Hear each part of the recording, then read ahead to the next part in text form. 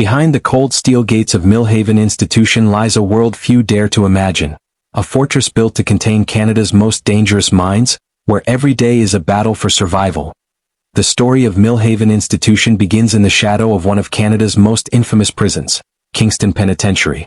For more than a century, Kingston had stood as a symbol of Canadian corrections, housing generations of the country's most violent and notorious criminals.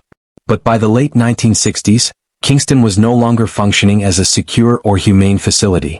Riots, overcrowding, and a crumbling infrastructure had turned it into a powder keg, threatening both inmates and officers. The system was collapsing under its own weight, and the government knew something had to change. In response, plans were drawn for a new kind of maximum security prison, one that would represent modern control, efficiency, and order. Thus, Millhaven Institution, located in Bath, Ontario, was conceived. It wasn't designed to replace Kingston entirely at first, but rather to serve as a high-security alternative, a place capable of housing inmates deemed too dangerous or unstable for traditional penitentiaries. Yet as time would prove, Millhaven would eventually become the heir to Kingston's notorious legacy. Construction began in the early 1970s, guided by lessons learned, and in some cases mistakes repeated, from the Kingston experience. The Correctional Service of Canada wanted a facility that could withstand not only physical escape attempts but also the growing threat of organized violence inside the walls. The design had to reflect absolute control, thicker walls, fewer open spaces, and a surveillance system that could observe without pause. From its very foundations, Millhaven was built not as a place of rehabilitation, but as a fortress of containment. When Millhaven officially opened its doors in 1971, it did so amid tension and uncertainty. The country was still reeling from the Kingston Penitentiary riot of the same year, a violent, days-long uprising that left guards hostage and the nation shocked. The riot had exposed deep cracks in the correctional system, revealing how outdated structures and inhumane conditions could ignite chaos. Millhaven therefore became not only a new prison but also a test case for Canada's modern approach to high-security incarceration. Authorities envisioned a facility where discipline was absolute and order could never be challenged. Every decision, from the location of the towers to the design of the cell blocks, was made to prevent another Kingston disaster. The new institution was surrounded by miles of open land, isolated from urban centers, allowing complete control over its perimeter. A double line of fencing, embedded with electronic sensors and watched by armed guards, created an invisible wall of fear. Inside, every door was electronically controlled, and every corridor could be sealed in seconds. Millhaven was the physical embodiment of control through architecture. But behind the government's statements of modernization and safety lay a harsher reality. From the very start, Millhaven carried a heavy burden.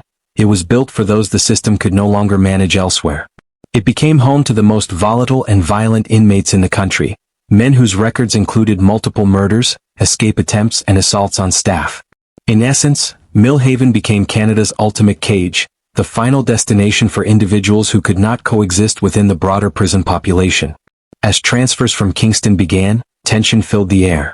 Many of the inmates viewed Millhaven not as an improvement, but as a punishment beyond punishment, a place colder, stricter, and far more isolating than anything they had known before. The first months were marked by frequent confrontations, as prisoners tested the limits of the new system and officers struggled to assert authority within unfamiliar walls. The psychological strain was immediate. Guards patrolled with heightened alertness, knowing that a single mistake could spark disaster. Inmates, meanwhile, lived in an atmosphere of relentless observation, their every movement tracked, their voices echoing through concrete corridors that swallowed sound but amplified fear. Over time, Millhaven's reputation began to take shape. The facility quickly gained a reputation among inmates across Canada as the place where the worst go. The name alone became synonymous with danger and despair. Even within the correctional community, being assigned to Millhaven meant entering one of the toughest and most unpredictable environments in the country. The institution's early years were characterized by near-constant lockdowns, spontaneous outbreaks of violence, and a tense standoff between control and chaos. Yet despite this, the government continued to present Millhaven as a success, a model for the future of corrections. Official statements emphasized the modern technology, the new security systems, and the efficient layout. But those inside the walls knew another truth, that the prison's design, while preventing large-scale escapes, had also intensified the psychological pressure on everyone within. The lack of freedom, the sterility of the environment, and the constant surveillance began to reshape human behavior in disturbing ways.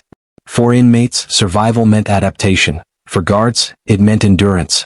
By the late 1970s, Millhaven had firmly established itself as the heart of Canada's maximum security system. In the decades that followed, it would hold many of the nation's most infamous criminals, including the serial killer Paul Bernardo, who was transferred there after Kingston Penitentiary's closure. Each new arrival added to its dark legacy, transforming the prison from a simple correctional facility into a living archive of Canada's most violent history. But even as the years passed, the original purpose remained unchanged. Millhaven was never intended to rehabilitate or reintegrate. Its function was, and remains, containment. It stands as a structure built to protect the public by isolating those deemed too dangerous to walk among them. A place where time seems to stop, and where the walls themselves hold the memories of decades of fear, control, and confinement. From the outside, Millhaven Institution looks like any other correctional facility, a cluster of low, concrete buildings surrounded by towering fences. But step closer and the illusion fades. The razor wire coils like a serpent on every wall, the watchtowers pierce the sky, and the silence between the gusts of wind carries a haunting sense of dread. Millhaven was never built to inspire hope. It was engineered to contain it. When Millhaven Institution was designed in the early 1970s, the Canadian government had one clear objective: to create a prison capable of housing the country's most dangerous and unmanageable inmates. After decades of turmoil and security issues at Kingston Penitentiary, authorities needed a new kind of facility, one that would prioritize control over comfort, surveillance over rehabilitation. The result was a maximum security fortress, constructed with precision and paranoia. Every element of Millhaven's architecture serves a singular purpose: containment. The outer perimeter is a labyrinth of high-voltage fences, reinforced steel gates, and electronic monitoring systems. Motion sensors track every movement. Cameras cover nearly every inch of space. The institution's layout was designed so that no prisoner can move unseen, and no guard can ever fully relax. Inside the main compound, the walls are thick, cold, and deliberately oppressive. The corridors stretch long and narrow, creating choke points that give officers full visual control. Every hallway leads to a series of electronically locked doors that can only be opened remotely, a design intended to prevent riots or coordinated escapes. Even the placement of windows reflects psychological strategy. Small, reinforced panes let in only slivers of light, enough to remind inmates that the world outside still exists, but never enough to feel connected to it. The cells are identical, concrete boxes with steel doors and minimal furnishings. The design removes individuality. In Millhaven, personal space doesn't belong to the inmate, it belongs to the system. The walls are covered in chipped paint, the air smells of disinfectant and iron, and the hum of fluorescent lights never fades. For many inmates, the cell becomes both a refuge and a punishment, a space too small for movement yet too empty for peace. Even the recreation yards are built for control. Instead of open fields or gymnasiums, most inmates experience yard time within fenced pens, large cages lined with barbed wire and surrounded by cameras. Guards watch from elevated towers, armed and alert, their gaze a constant reminder that every step, every breath, every word is observed. The concept of privacy doesn't exist here. It was intentionally designed to vanish the moment the gates close. The administration block and control center represent the nerve of the prison. From there, guards monitor hundreds of screens tracking movement patterns and behavioral changes.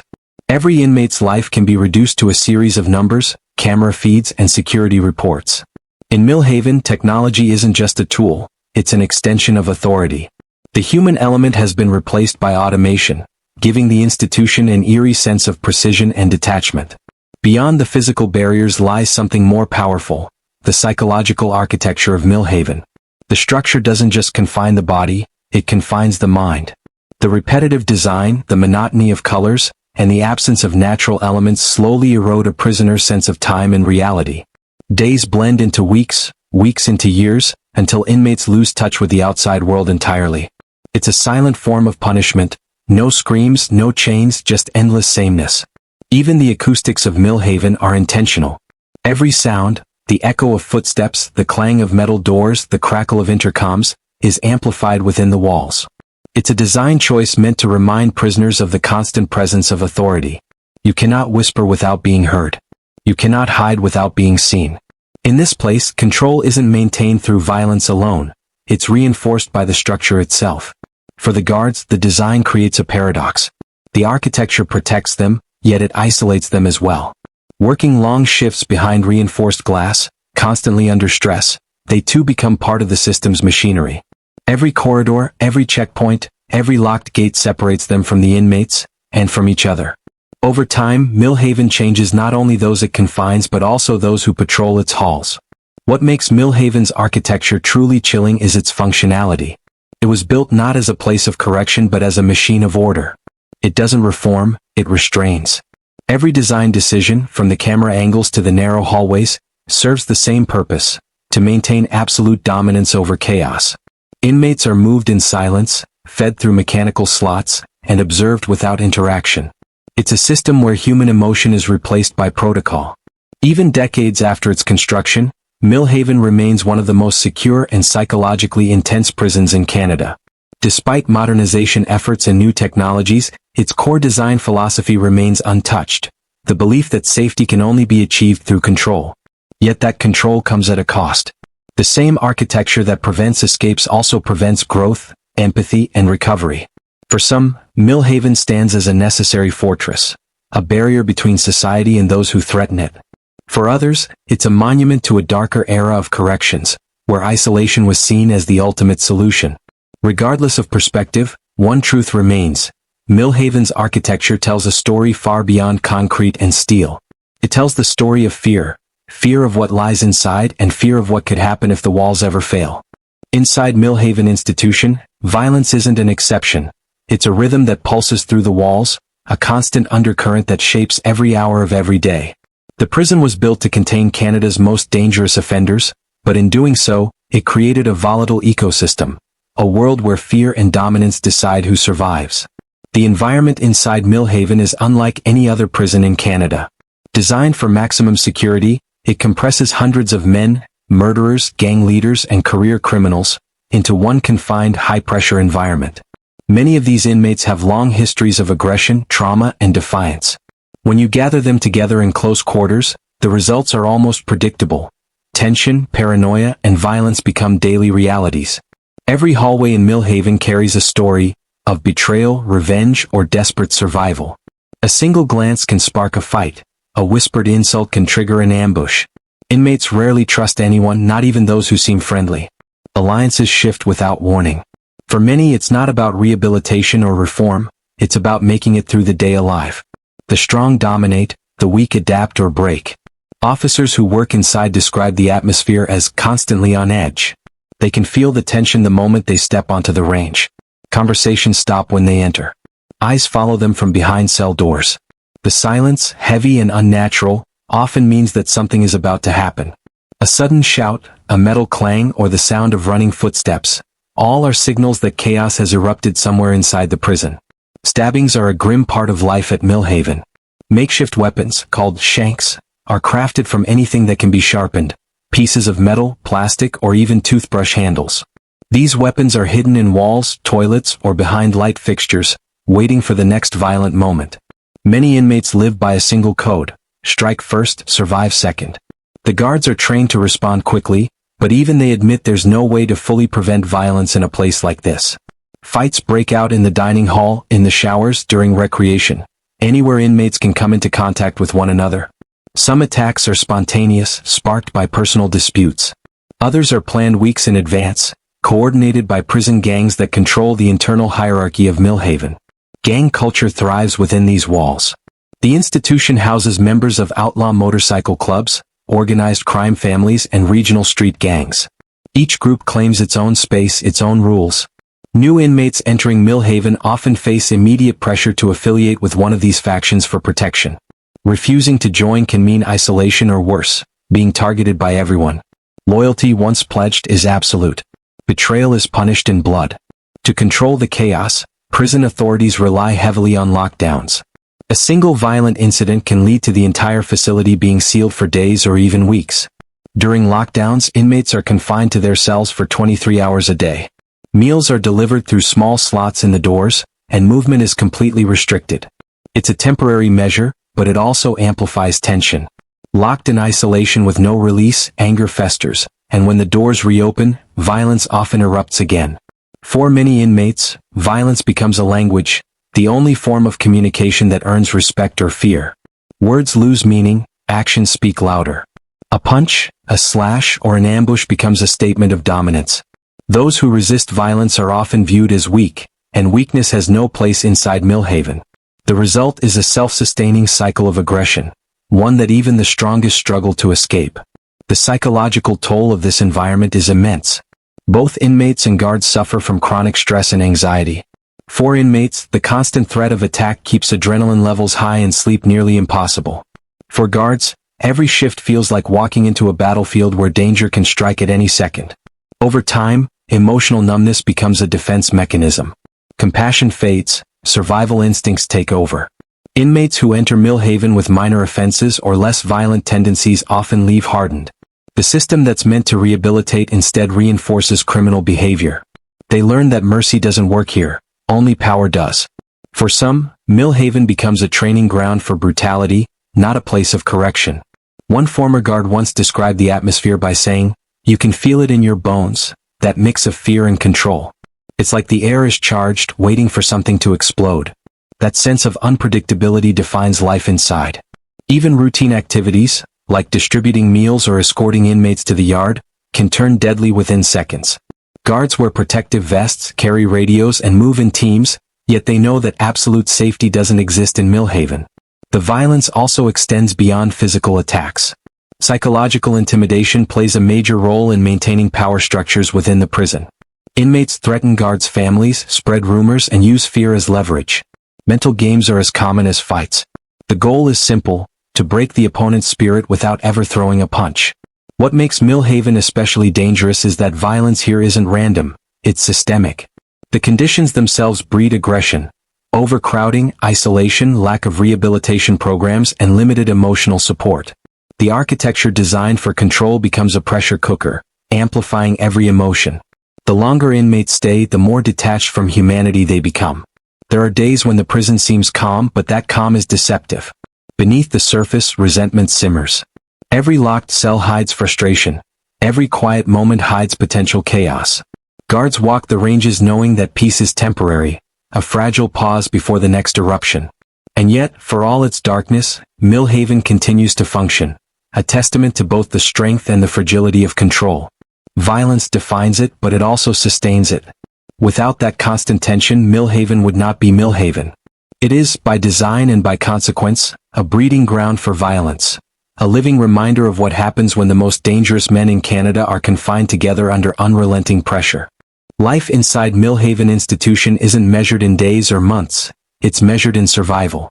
Behind those steel doors, time doesn't flow, it drips. Every second stretches endlessly, every sound echoes like a reminder that freedom is no longer yours. Millhaven is not just a prison. It's a world within a world where routine and fear rule side by side. For most inmates, life begins at dawn, though no sunlight ever truly reaches them. The cells are small, roughly the size of a bathroom, built of cold concrete with a metal bed, a thin mattress, and a steel toilet bolted to the wall. The air is heavy and stale, thick with disinfectant, sweat, and the faint metallic scent of iron. The lights hum constantly, never fully dark, never truly bright. In this environment, sleep is a privilege, not a guarantee. A typical day starts with the clang of metal doors and the blare of intercom announcements. Guards make their rounds, their footsteps echoing through narrow corridors. Breakfast trays slide through slots in the doors, eggs, bread, or oatmeal served in silence. Inmates eat alone, staring at the same walls they've seen for years. Conversation is rare, and when it happens, it's often in whispers through the cracks of cell doors or coded knocks on the walls. Privacy doesn't exist. Every movement, every word, every gesture is monitored. At Millhaven, routine is a weapon. The same schedule repeats day after day, creating a rhythm of control. Inmates wake, eat, wait, and sleep, all according to the clock of the institution. This repetition erases individuality, making each prisoner part of a larger, obedient machine. Yet beneath the calm surface of order lies an undercurrent of tension. Everyone knows that one wrong word, one wrong glance, can shatter the fragile peace in an instant. When inmates are allowed out for their hour of yard time, it's a brief glimpse of the outside world, but even that world is caged. The yard isn't a field or open space, It's a fenced concrete area, lined with barbed wire and watched by guards in towers. The sky above is real, but freedom remains an illusion. Some inmates pace the yard endlessly, others stare blankly into the distance, their minds wandering to memories they can never revisit. Conversations here are cautious. Eyes scan constantly, never resting for long. Trust, in Millhaven, is a currency more dangerous than money. Showers are another tense moment in daily life. There's no privacy, only exposed tiles, running water, and the knowledge that violence can happen anywhere, anytime. Guards watch closely, but even they know they can't stop everything. Many inmates choose to shower at odd hours or skip it altogether, valuing safety over cleanliness. The walls of Millhaven have seen countless confrontations, most unreported, many unpunished. Mail and phone calls are lifelines for the few who still have connections outside. Letters are read, calls are recorded, and every word is filtered through the institution's security system. Some inmates receive no mail at all. Their families have long since stopped writing, unable to bear the pain. For them, the outside world has moved on. The silence is often more painful than the sentence itself. Meals, too, reflect the monotony of life here. The food is simple, often cold, served on plastic trays through mechanical slots. There are no choices, no flavors, only sustenance. For some, it's a reminder of control. For others, it's the one predictable thing in an unpredictable world. Occasionally, small privileges, a candy bar, a cup of coffee, a radio, become the only forms of comfort in an otherwise harsh environment. Millhaven's corridors are lined with surveillance cameras and echo with intercom chatter. Guards communicate in short, coded phrases. Inmates move in single-file lines, hands behind their backs, heads lowered. Any sign of defiance is met with swift response. Verbal warnings, restraints, or isolation. The segregation units, known among inmates as the hole, are the ultimate punishment. Days turn into weeks in a small, windowless room, with no contact and minimal light. Many emerge more broken than before. Mental health is one of the prison's silent crises. Years of isolation, noise, and fear take a psychological toll. Anxiety, paranoia, and depression are common. Some inmates talk to themselves, others withdraw completely. The human mind, when deprived of hope, begins to fracture. The guards see it daily. Men who were once loud and defiant now sit quietly in corners, staring at nothing. The system may confine their bodies, but it slowly consumes their minds. Even the guards are not untouched by this environment. Many suffer from chronic stress, nightmares, and emotional fatigue. The constant tension, the exposure to violence, and the unrelenting pressure of maintaining order wear them down. Some quit after a few years, others stay hardened and detached. Over time, empathy becomes a liability. Millhaven doesn't just imprison criminals, it traps everyone inside its gates in different ways. There are few moments of relief in this world. Occasionally, religious services or brief educational programs offer inmates a break from the monotony. For some, faith becomes their anchor, a small light in the endless gray. They read the Bible, pray, and try to hold on to something greater than their surroundings. Others find solace in routine, in writing letters they'll never send, or in drawing on scraps of paper. Creativity for a few becomes rebellion, a way to reclaim their humanity in a place designed to strip it away. Time inside Millhaven moves differently. Without seasons, without family, without purpose, inmates lose track of the years. Birthdays, holidays, even simple weekends fade into sameness. Many say the hardest part isn't the violence, it's the emptiness. The absence of touch, of kindness, of meaning. Life behind bars isn't just about punishment, it's about forgetting what it means to live. And yet, even in this darkness, fragments of humanity survive. A quiet conversation through the bars, a shared cigarette, a moment of laughter that breaks through the silence. These are the things that keep some men alive. In a world built to erase emotion, even a small act of kindness can feel revolutionary. Inside Millhaven Institution, life behind bars is not just a sentence, it's a transformation. The walls don't just hold men, they reshape them. And by the time the gates finally open for those few who get out, the person who walks out is rarely the same one who walked in. Inside Millhaven Institution, among the hundreds of violent offenders and hardened criminals, a few names stand out. Men whose crimes shocked an entire nation, whose stories are whispered in every cell block. These are the inmates whose presence defines the prison's dark legacy. Among them, none is more infamous than Paul Bernardo, one of Canada's most notorious criminals, whose arrival at Millhaven turned an already tense environment into one of heightened fear, anger, and fascination. Paul Bernardo's name is synonymous with evil in Canadian history. Convicted of multiple murders and assaults, his crimes alongside Karla Homolka in the early 1990s left scars that still haunt the country today. After Kingston Penitentiary, Canada's oldest and most infamous prison, closed its doors in 2013, Bernardo was among those transferred to Millhaven. For the public, it was symbolic. One dark chapter closing, another continuing behind new walls. When Bernardo arrived at Millhaven, the prison was already home to some of the nation's most dangerous offenders, men serving life sentences for murder, organized crime, and gang-related violence. Yet, even among killers, Bernardo's reputation set him apart. To many inmates, he wasn't just another prisoner, he was a target. The nature of his crimes, especially against women and young victims, made him one of the most despised men behind bars. In prison culture, there's an unspoken hierarchy of criminals, and those who harm children or commit sexual violence sit firmly at the bottom. For his own safety, Bernardo was placed in protective custody, separated from the general population. His movements were tightly controlled. He was escorted by multiple guards any time he left his cell. Even then, the risk was constant.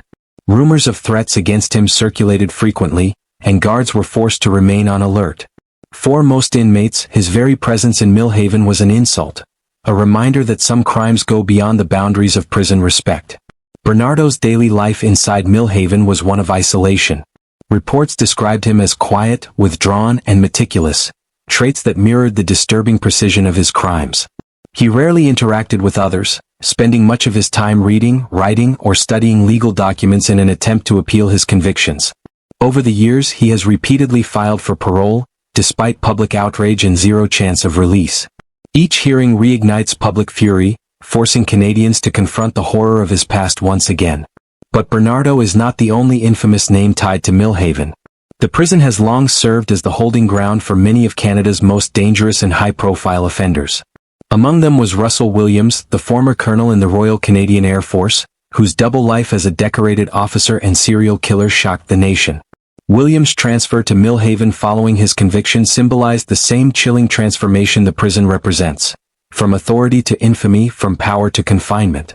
Other inmates have included members of organized crime syndicates, motorcycle gangs like the Hells Angels, and notorious contract killers whose actions once dominated headlines. For each of them, Millhaven is the final destination, the end of a violent road where freedom is no longer a possibility.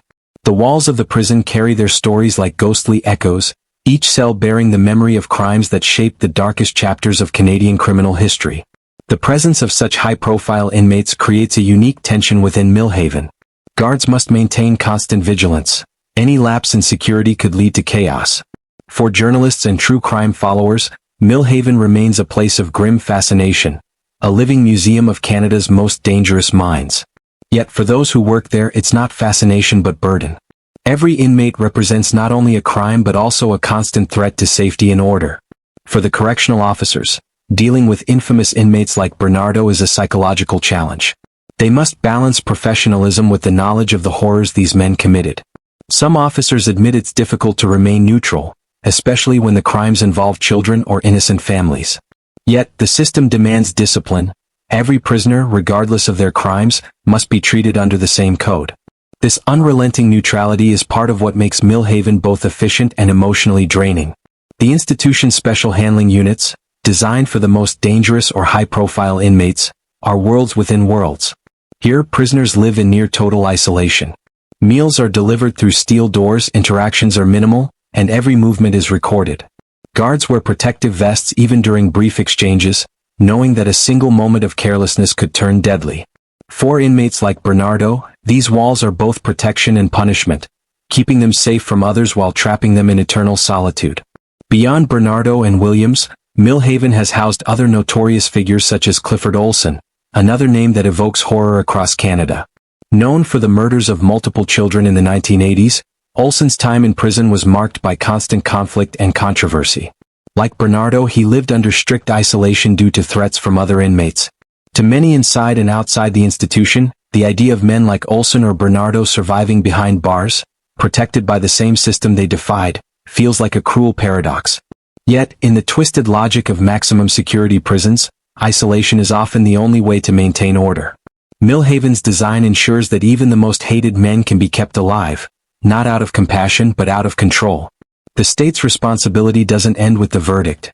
It continues behind the walls, where justice transforms into containment.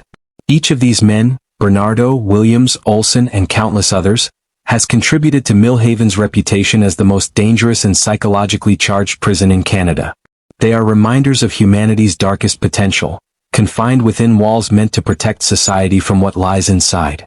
For the public, hearing their names invokes anger and fear. For those within Millhaven, their presence is a reminder that evil doesn't vanish with imprisonment.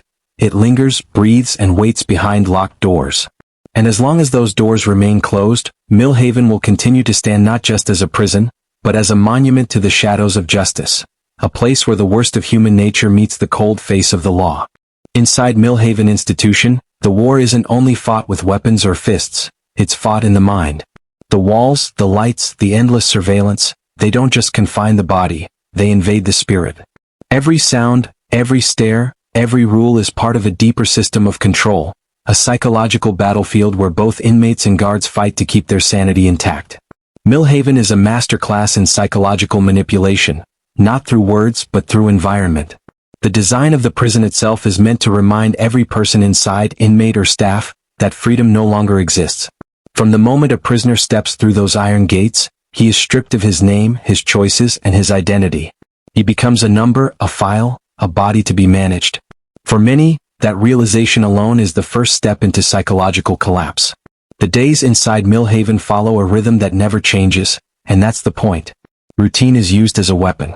Wake up, count, eat, lock down, count again. Over and over. The repetition grinds away at the mind, dulling the sense of time and purpose. It's not just monotony, it's mental erosion. Many inmates describe the feeling as living in slow motion, where every day feels exactly like the one before. Over months and years, this routine begins to eat away at identity. A man who once had a name, a past, and a voice becomes silent. The system demands obedience, and disobedience comes at a price. Even minor rule violations, a word out of place, a glance too long, a refusal to move, can lead to isolation.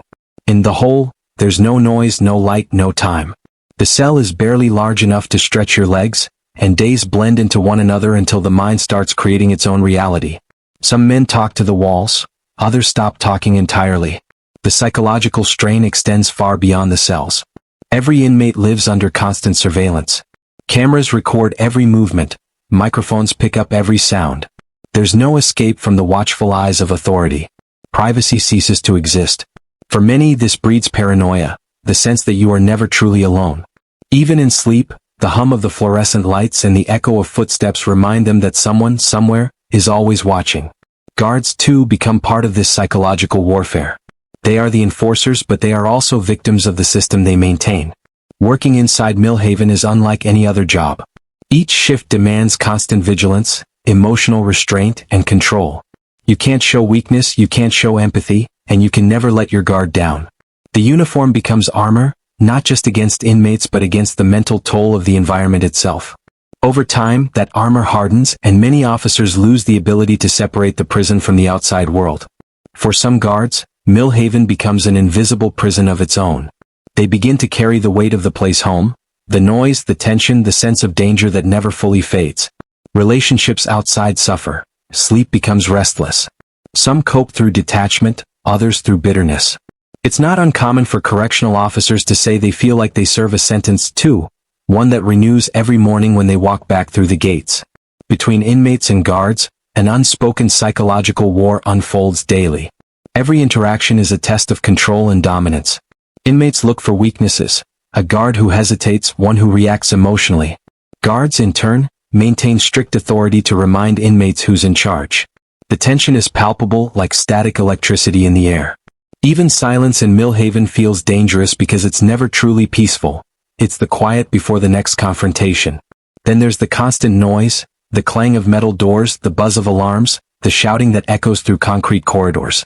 It's not random, it's part of the environment's design. The sound keeps everyone alert, unsettled, and on edge.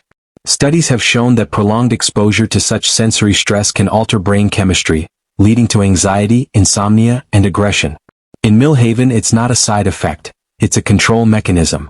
The psychological warfare also extends to the relationships between inmates themselves.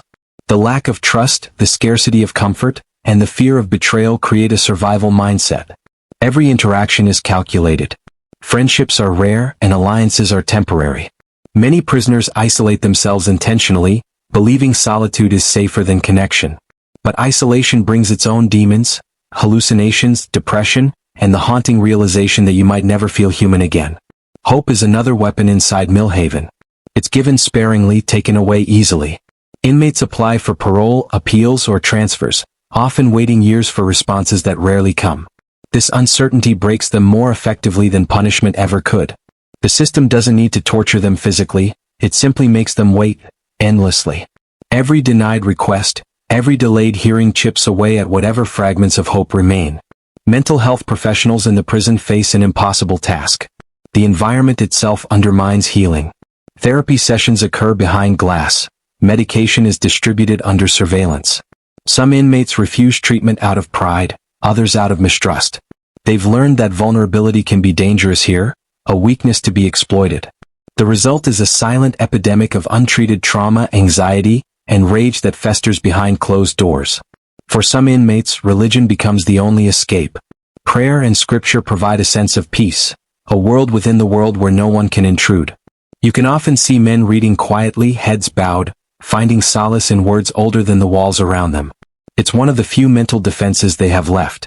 Others turn inward, finding small rituals to maintain control, counting steps, pacing in patterns, or reciting memories just to remind themselves they still exist. The greatest danger of Millhaven's psychological warfare is that it works too well. It doesn't just control behavior, it reshapes identity. Men who enter defiant often leave broken. Some lose empathy entirely, others lose the will to live. There are inmates who've been inside so long they fear release.